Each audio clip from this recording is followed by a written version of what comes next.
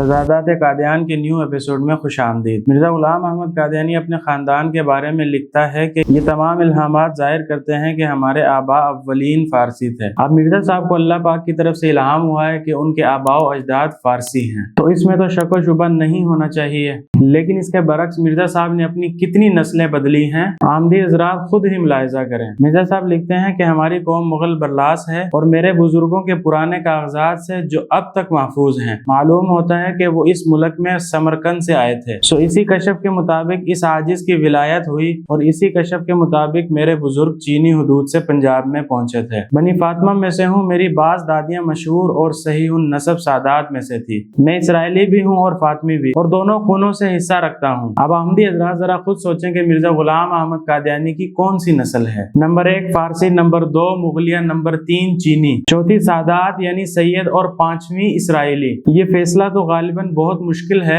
लेकिन अहमदी हज़रात की रहनुमाई के लिए मिर्जा साहब ने एक बात बिल्कुल सही लिखी है कि झूठे के कलाम में तनाकुस जरूर होता है, और तनाकुस से लाजिम आता है कि दो मुतनाकिस बातों में से एक झूठी हो या गलत हो।